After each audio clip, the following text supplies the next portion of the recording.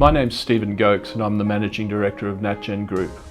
I'm here today to talk to you about our Natgen Development Trust PR25, which is the latest in a series of large-scale self-storage developments within southeast Queensland, and the third one of which the first two are basically now complete. Self-storage is a growing and maturing industry nationwide, having mirrored the experience in the United States over quite a long period of time.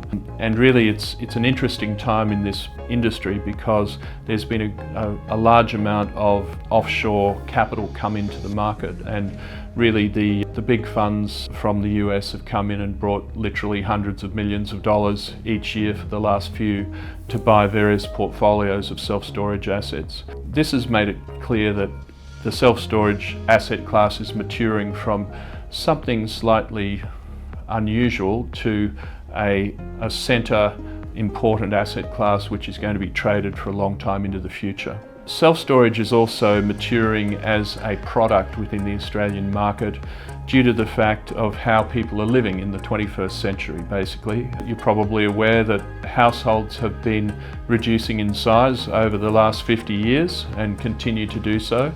There's now well less than 2 persons per household in the average Australian household, and that has significant impacts on how people live and in what type of accommodation they live in. So the standard house now is on a 325 square metre block, which means that a lot of those things that people had when they had literally 3 times as much space in a house block, they don't have. So the garden shed is not something that most houses can fit in anymore. Numerous garages other than 2, very uncommon.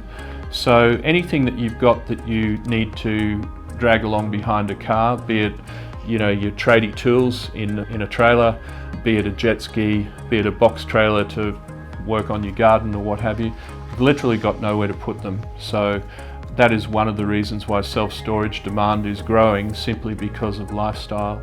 The other aspect of lifestyle that's also increased self-storage penetration is the fact that people are moving more often. Household moving, packing up and moving from one place to another, is one of the major catalytic events to getting into self-storage. So we look for areas that have growth happening, so there's more people moving in and moving around. Even areas with higher rental rates is really important because renters tend to move more regularly than home buyers, so that's another thing we look for. And also places where population is denser. So the Gold Coast, for example, is a good indication of where density is one of the driving factors of self-storage.